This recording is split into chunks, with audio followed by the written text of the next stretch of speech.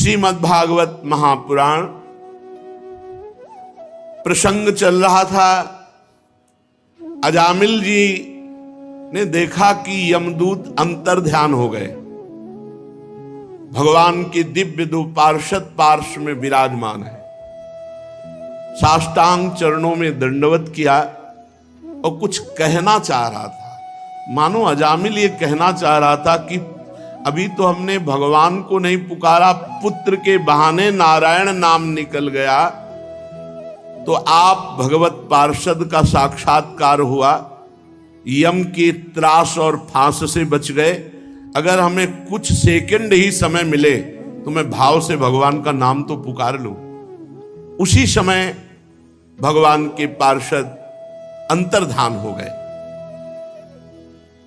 अजामिल सीधे वहां से कन्नौज से सीधे चला और हरिद्वार पहुंचा, और हरिद्वार में गंगा स्नान करके एकांत क्षेत्र में बैठकर भगवान के नाम का ध्यान किया। क्योंकि भगवत पार्षदों के दर्शन और संभाषण से संपूर्ण पाप नष्ट हो चुके थे, इसलिए बुद्धि पवित्र हो गई थी। तत्काल योग मार्ग में बुद्धि स्थित हुई और नामाकार वृत्ति हो गई। नामाकार वृत्ति बुद्धि को समस्त विषयों से पृथक करके नामाकार कर दिया, नाम में तन्मय कर दिया।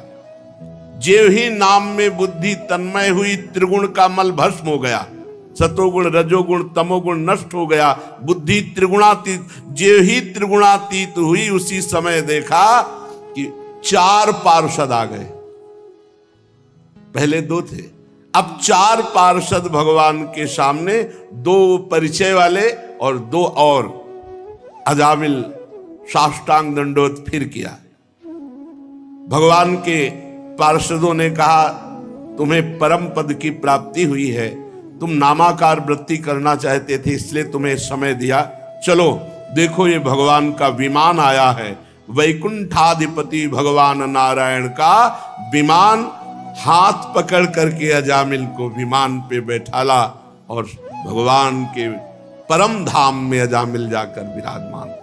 पुत्र के बहाने नारायण पुकारा तो परम धाम परम पद मिला। अब आप विचार कीजिए, वैश्या के संसर्ग से अजामिल के सारे पुण्य नष्ट हो गए थे, नरक में गिरने वाला था, निंदनीय कर्म, पर भगवान के एक नाम उच्चारण मात्र से ऐसा संयोग बना, पार्षद आए, समय मिला, नामाकार वृत्ति की, भगवान की प्राप्ति हो गई। जो लोग इस संसार में दुख से, शोक से, भय से मुक्त होना चाहते हैं, बहुत ध्यान पूर्वक इसको बैठा लीजिए, सार बात है। तीर्थपाद भगवान के नाम का कीर्तन, नाम का जप, इससे बढ़कर कोई साधन नहीं है। जो इस संसार से मुक्त होना चाहता है, दुखों से, शोक से, भय से मुक्त होना चाहता है, उसे एकमात्र भगवान के नाम का कीर्तन, नाम का जप करना चाहिए। नाम का आश्रय लेने से मनुष्य फिर कर्म बंधन के पचड़ों में नहीं पड़ता। जिसने भगवान का नाम ले लिया महान बन जाएगा। और कोई प्रायश्चित ऐसा नहीं जो रजोगुण तमोगुण को नष्ट करके पाप का पूरा नाश कर सके। इतना केवल सामर्थ्य भगवान के नाम में ही है। श्री परमहंस सुखदेव जी महाराज राजा परीक्षित से कहते हैं, ये बड़ा गोपनीय प्रसंग मैंने तुम्हें सुनाया है। या एवं परमम गुह्यमितिहास मघापहम, ये जो चरित्र सुनेगा उसके नाम में प्रीति जरूर होगी, और जिसके नाम में प्रीति हुई और निश्चित परम पद को प्राप्त करेगा। समस्त पापों का नाश करने वाला अत्यंत गोपनीय ये चरित्र हमने सुनाया। जो पुरुष श्रद्धा और भक्ति के साथ इस चरित्र का श्रवण करेगा, कथन करेगा, वो कोई कैसा भी पापी क्यों न हो, कभी नरक नहीं जा सकता। यमराज के दूत तो आंख उठाकर भी उसकी ओर नहीं देख सकते। उस पुरुष का जीवन चाहे कितना पापमय रहा हो, जो भगवान नाम उच्चारण करेगा, इस चरित्र को सुनेगा, वो निश्चित वैकुंठ की प्राप्ति करेगा। परीक्षित देखो, अजामिल जैसे पापी ने मृत्यु के समय पुत्र के बहाने नारायण नाम उच्चारण किया तो उसे वैकुंठ की प्राप्ति हो गई। फिर जो श्रद्धा के साथ भगवान नाम जपते हैं उनको क्यों नहीं भगवत प्राप्ति हो जाएगी। अब तो यमराज के दूत जब भगवान यम के पास पहुंचे तो उनको बड़ा आश्चर्य हुआ, क्योंकि दो भगवत पार्षदों ने यमपास काट दी और उनको वहां से विदा किया। एक तरह से यमराज के दूतों का अपमान ही तो हुआ। तो संयमनी पुरी में जाकर के यमराज के दूतों ने हाथ जोड़ करके कहा, यमदूतों ने कहा, कति संति शास्तारो जीव लोकस्य वै प्रभो त्रैविध्यम कुर्वतः कर्म फलाभिव्यक्ति हेतवा। प्रभु, ये दंड देने वाले कितने स्वामी हैं इस विश्व में, क्योंकि अभी तक तो मैं यही मानता था कि आप ही दंड देने वाले स्वामी हैं। संसार के जीव तीन प्रकार के पाप कर्म करते हैं।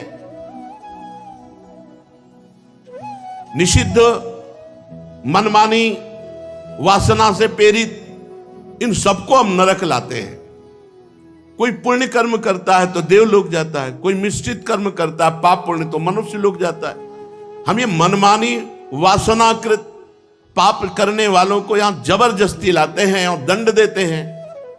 प्रभु,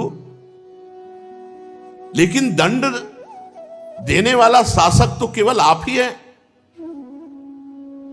अगर और कोई दंड देने वाला शासक होगा तो फिर व्यवस्था ठीक नहीं बन पाएगी। प्रभु, ये क्या हुआ कि मैं जैसे इस पापी को बांध कर ला रहा था तो दो देवेश्वर प्रकट हो गए और उन्होंने यमपास काट दिया और हमको डांट लगाई।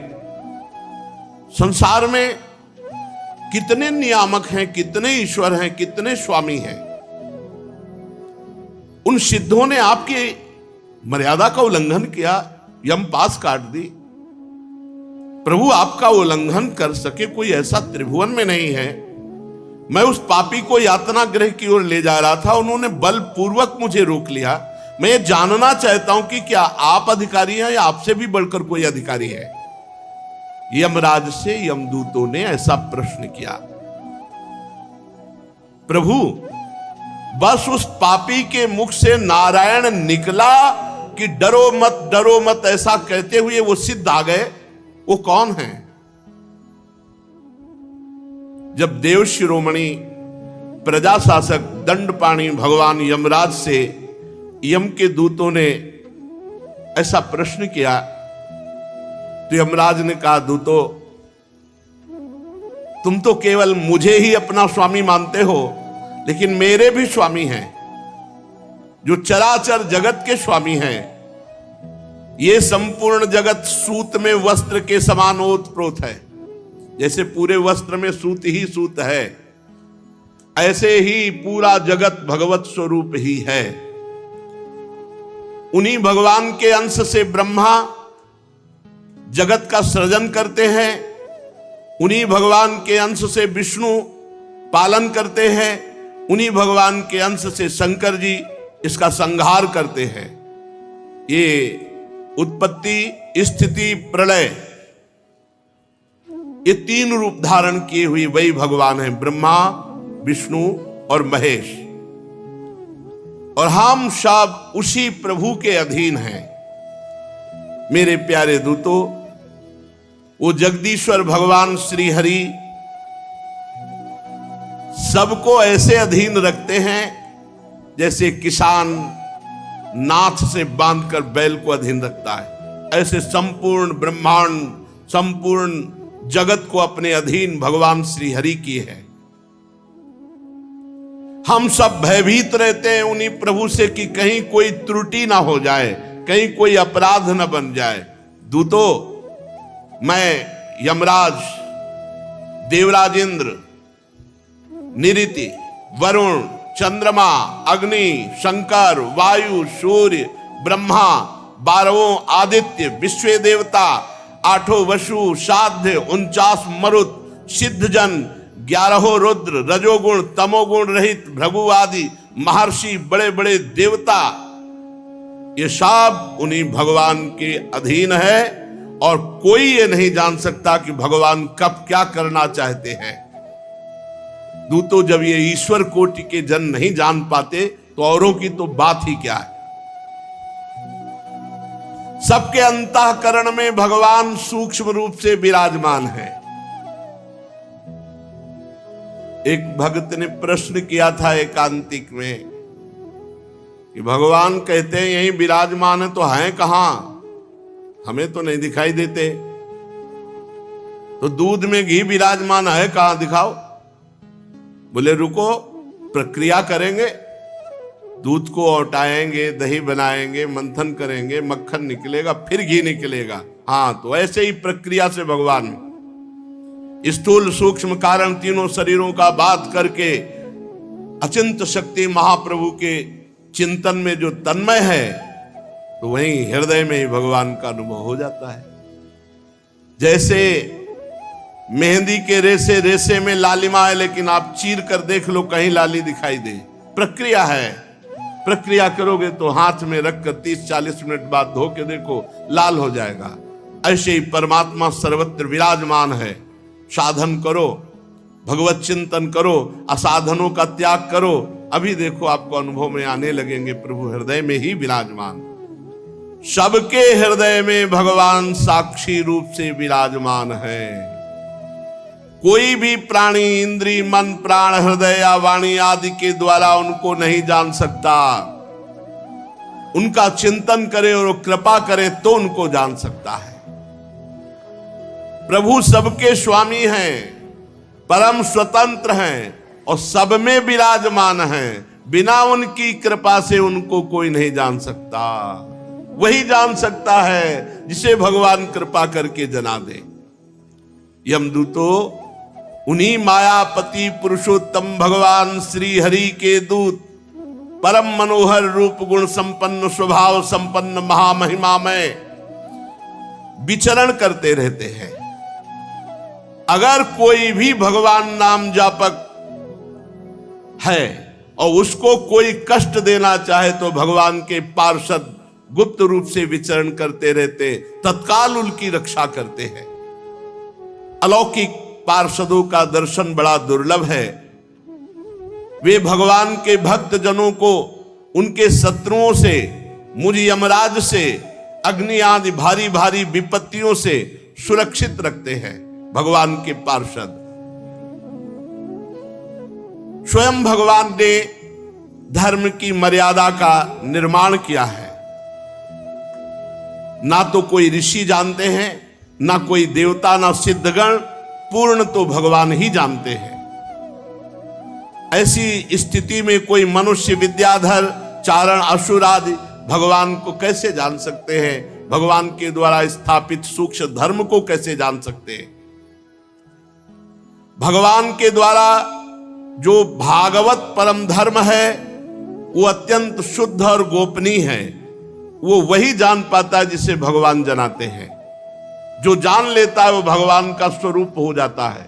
जानत तुम्हें तुम्हें हो जाई, वो साक्षात भगवत स्वरूप हो जाता है। हम 12 व्यक्ति हैं जो भागवत धर्म का रहस्य जानते हैं। ब्रह्मा जी, देव ऋषि नारद, देवाधिदेव भगवान शंकर, सनत कुमार, कपिल देव जी, स्वयंभू मनु, प्रहलाद, जनक, भीष्म पितामह, महाभागवत बलि, सुखदेव जी और मैं धर्मराज। ये 12 हैं जो भगवान की महामहिमा, महाभागवत धर्म को जानते हैं। इस जगत में जीवों के लिए बस सबसे बड़ा कर्तव्य है परम धर्म है कि भगवान के नाम जप और नाम कीर्तन में रुचि हो जाए। ये जीवन का लाभ है। नाम जप नाम कीर्तन आदि उपायों के द्वारा भगवान के चरणों की भावमयी भक्ति को प्राप्त कर ले। प्रिय दूतो, भगवान के नाम की महिमा तुमने देखी।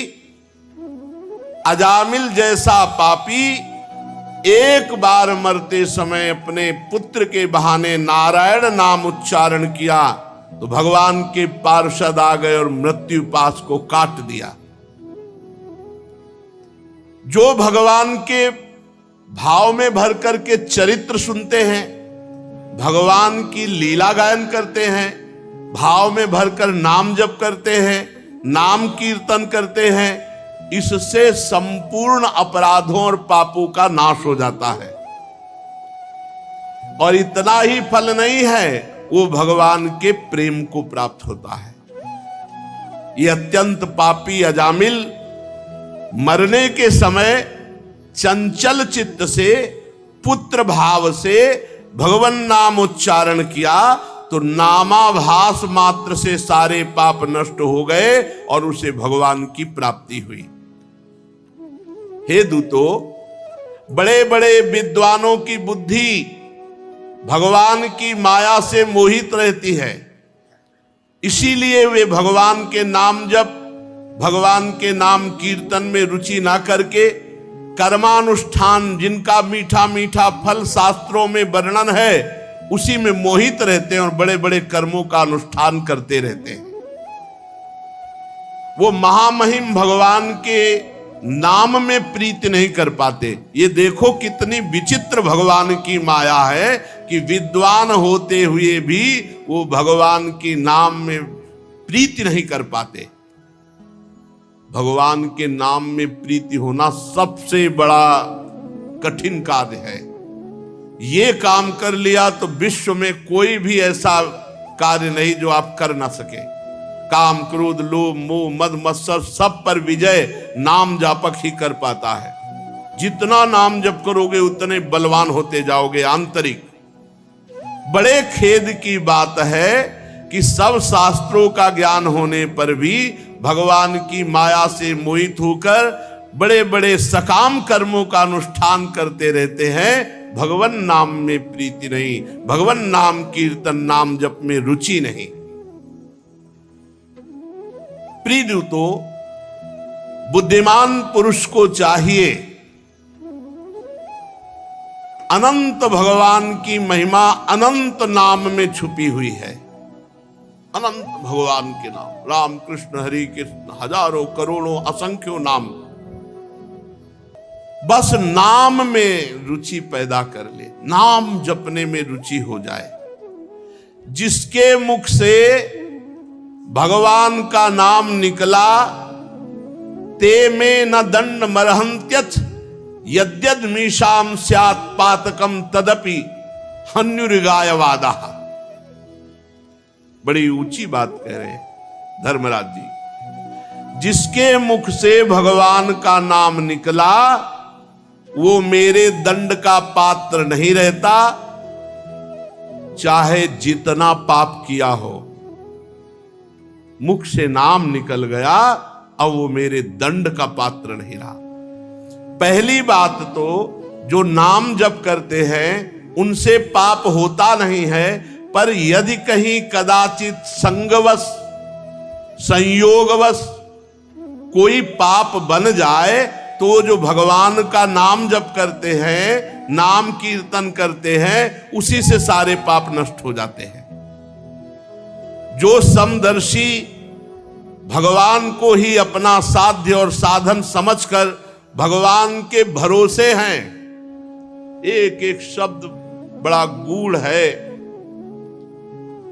जो भक्त भगवान को ही अपना साधन मानते हैं और भगवान को ही साध्य मानते हैं और भगवान पर निर्भर है, भगवान के प्रपन्न है, शरणागत है, तो बड़े बड़े देवता, बड़े बड़े सिद्ध उनको नमस्कार करते हैं। उन नाम जापक संतों को नमस्कार बड़े बड़े देवता करते हैं। मेरे दूतों, जो भगवान का नाम जप करते हैं, भगवान को ही अपना साधन और साध्य मानते हैं, भगवान की शरण में है, तो बड़े बड़े सिद्ध देवता, बड़े बड़े सिद्ध ऋषि मुनि उसके यश का गान करते हैं, उसको नमस्कार करते हैं। और भगवान गदा पाणी की, कौमोद की गदा गुप्त रूप से उन भक्तों की रक्षा में रहती है। अये यमदूतो, तुम लोग कभी भूलकर मत फटकना, किसी की सामर्थ्य नहीं, न मेरी न और किसी की, कि नाम जापक भक्त को दंड दे सके, इतनी सामर्थ्य तो काल में भी नहीं है। मेरी क्या, नैषाम वयम न च वयः प्रभवाम दंडे, किसी का प्रभाव, किसी की सामर्थ्य नहीं कि नाम जापक को दंड दे सके। इसलिए भूल कर तुम मत जाना, जिनके मुख से नाम निकल रहा है उनके पास। बड़े बड़े परमहंस दिव्य रस के लोभ से संपूर्ण जगत और शरीर आदि से अपनी अहमता ममता हटाकर अकिंचन होकर निरंतर भगवान मुकुंद के पादारविंद का मकरंद रस पान करते रहते हैं। कभी मत फटकना ऐसे के पास जो भगवान की कथा सुनते हैं, भगवान का नाम जप करते हैं, क्योंकि वहां भगवान की कौमोद की गदा और सुदर्शन चक्र गुप्त रूप से रक्षा करते हैं। इसलिए यमदूतो, वहां पास मत फटकना। तुम ऐसे लोगों को लाना जो भगवान की निंदा करने वाले, भगवान के भक्तों की निंदा करने वाले, भगवान नाम उच्चारण ही नहीं करते, भगवान की कथा नहीं सुनते, नरक के दरवाजे घर गृहस्थी के भोगों में और तृष्णा का बोझा ढो रहे हैं, उन्हीं को मार मार करके मेरे पास लाना। ऐसे के पास मत फटकना जो कथा सुनते हैं, नाम जप करते हैं, भगवान की शरण में है, भगवान के आश्रित हैं, ऐसों के पास भूल कर मत जाना। जिनकी जीव कभी भगवान के गुणगान नहीं करती, भगवान का नाम उच्चारण नहीं करती, ऐसों को लाना। जिभ्यान वक्ति भगवत गुण नाम धेयम चेतश्च न स्मरत तच्चरणारविंदम।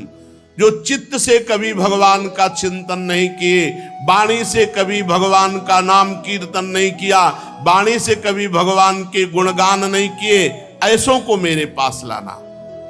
जिनका सिर कभी भगवान के भक्त संत महात्मा और भगवान के श्री विग्रह के सामने नहीं झुकता, ऐसे भगवत विमुख पापियों को मेरे पास लाना। आज मेरे दूतों ने भगवान के पार्षदों का अपराध किया तो मानो भगवान का तिरस्कार हुआ, और सेवक का अपराध स्वामी का अपराध माना जाता है। इसलिए हम अपने को अपराधी मानकर भगवान नारायण और भगवान नारायण के पार्षदों से क्षमा मांगते हैं, उनको प्रणाम करते हैं। हम अज्ञानी हैं, ये धर्मराज जी कह रहे, क्योंकि हमारे जनों ने अपराध किया भगवान का, भगवान के पार्षदों का अपराध किया। तो मैं सर पर अंजलि बांध करके बड़ी उत्सुकता के साथ प्रभु को प्रणाम करता हूं कि प्रभु करुणा करे और हमारे अपराध को क्षमा करे। महामहान्वित भगवान के लिए योग्य है कि वे मुझ दास के अपराध को क्षमा करे। सर्वांतर्यामी एक रस अनंत प्रभु को मैं बार बार नमस्कार करता हूं। सुखदेव जी कहते हैं, परीक्षित, इसलिए तुम ऐसा समझ लो कि बड़े से बड़े पापों का सर्वोत्तम अंतिम पाप वासनाओं का निर्मूल करने वाला प्रायश्चित है केवल भगवान का नाम। जितना भगवान नाम कीर्तन, भगवत गुण लीला गायन श्रवण, इससे बढ़कर कोई भी साधन नहीं पाप के नष्ट करने का और भगवत प्राप्ति का, भगवत प्रेम प्राप्ति का।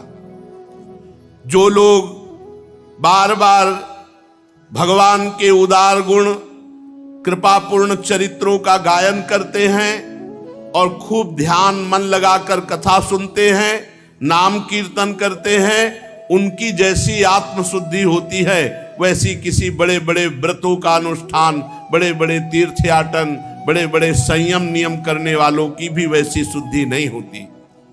बड़े बड़े व्रतों का अनुष्ठान करने से जो लाभ नहीं मिलता, बड़े बड़े तीर्थयाटन करने से जो लाभ नहीं मिलता, वो श्रवणताम गृणताम, जो भगवान नाम सुनते हैं, भगवान नाम कीर्तन करते हैं, उनको जैसी शुद्धि होती है वैसी किसी अन्य साधन से नहीं।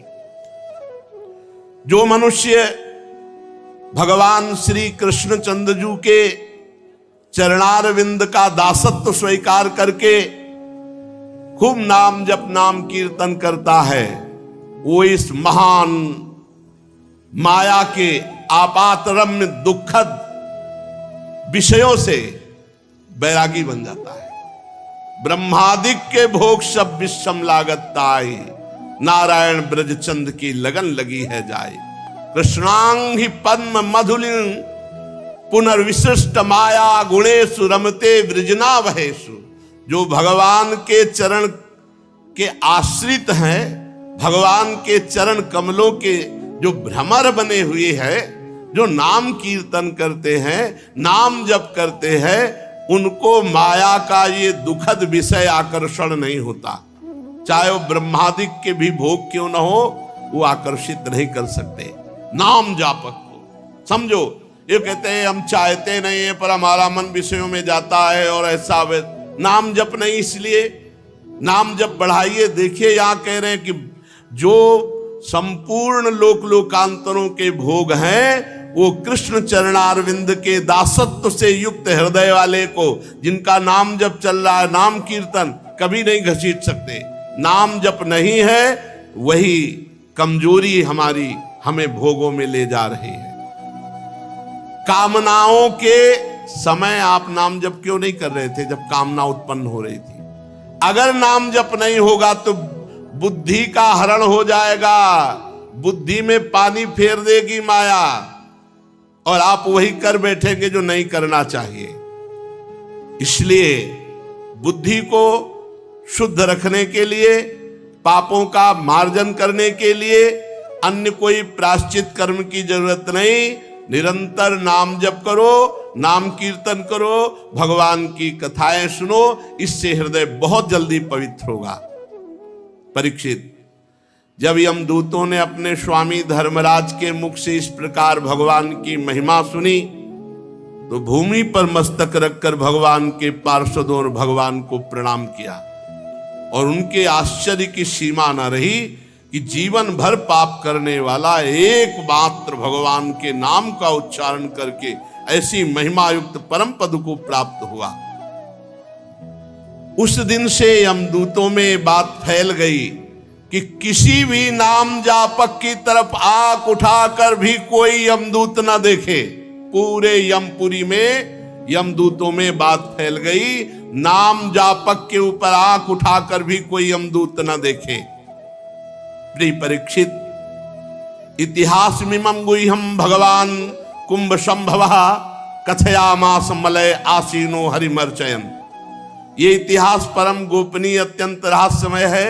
मलय पर्वत पर विराजमान भगवान अगस्त जी ने श्री हरि की पूजा करते समय मुझे ये सुनाया था, जो ये सुनेगा उसकी नाम में रति हो जाएगी और नाम में रति हुई तो भगवान में रति हो जाएगी।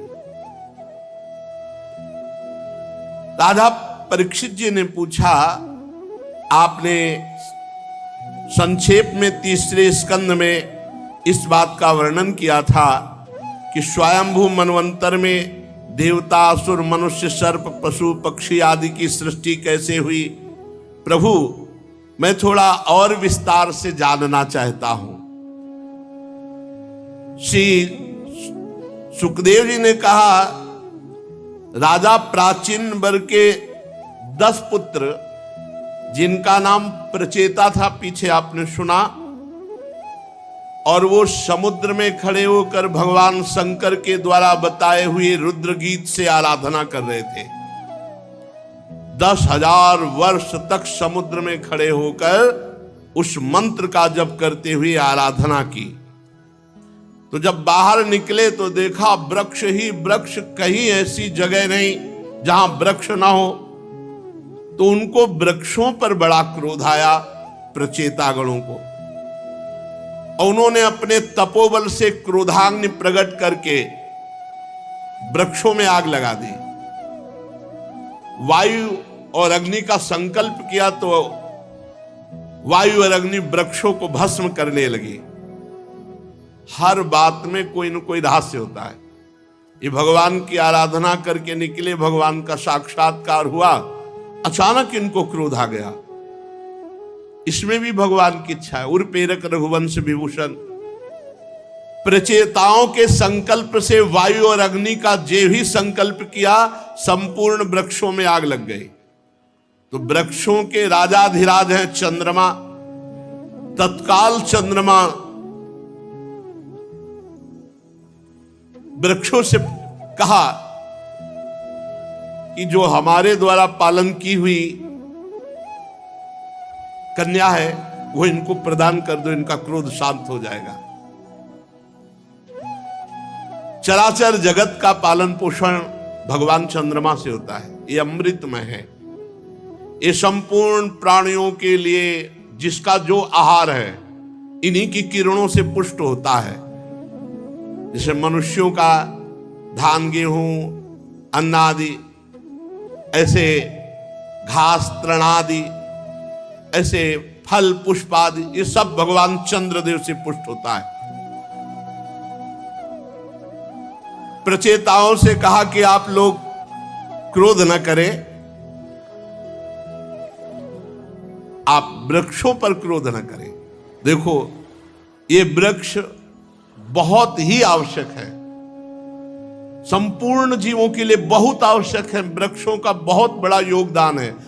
अब वृक्षों की जैसी हानि हो रही है उससे बहुत हानि हो जाएगी। वृक्ष जीवन है। हमें लगता है कि जैसे गृहस्थ को एक संतान अनिवार्य है, ऐसे हर एक पुरुष को एक वृक्ष अपने जीवन में तो लगाना ही चाहिए। एक वृक्ष अपने हाथ से जरूर इस भूमि पर रोपण करना चाहिए। एक वृक्ष तो जरूर लगाओ।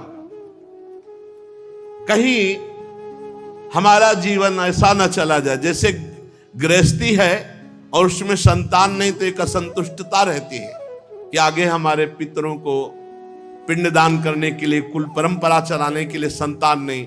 तो चलो एक उपाय है, भगवान की शरण में होकर, भगवान को अपना मानकर, तो कुल परंपरा भी तर जाएगी और तुम्हारा भी कल्याण हो जाएगा। पर एक वृक्ष रूपी पुत्र सब कोई प्रकट कर सकता है।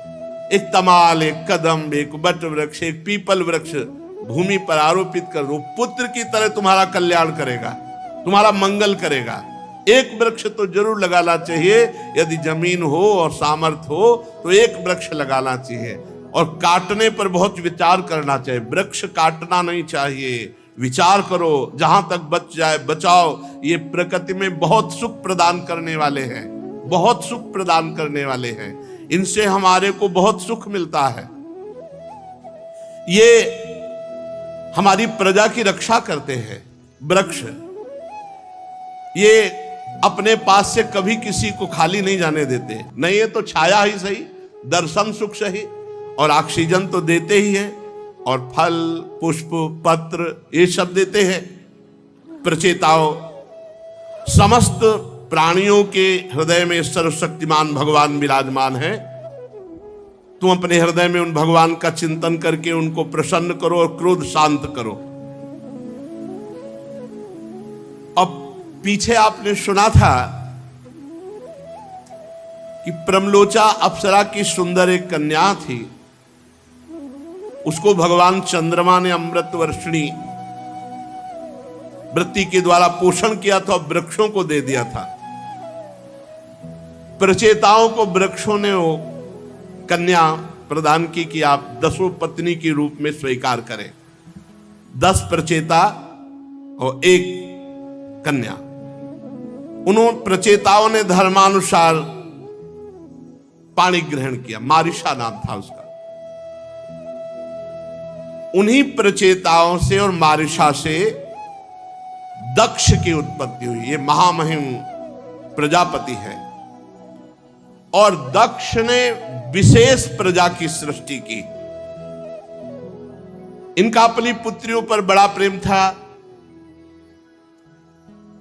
प्रजापति दक्ष ने जल, थल, आकाश में रहने वाले देवता, असुर, मनुष्य, ये सब प्रकट किए संकल्प से दक्ष प्रजापति ने। जब उन्होंने देखा कि संकल्प करने पर सृष्टि नहीं बढ़ रही, तब विंध्याचल के निकटवर्ती पर्वत पे जाके घोर तपस्या की, और वहां अत्यंत श्रेष्ठ तीर्थ है, उसका नाम है अघमर्षण। उसमें स्नान करते ही सारे अघ अर्थात पाप नष्ट हो जाते हैं। दक्ष 3 बार उसमें स्नान रोज करते और भगवान श्री हरि का भजन करके भगवान की प्रसन्नता के लिए आराधना करते। प्रजापति दक्ष ने हंस गुह्य नाम के स्तोत्र के द्वारा भगवान की आराधना की, स्तुति की, हे भगवान, आपकी केवल अनुभूति ही की जा सकती है। भगवान आनंदमय है। आप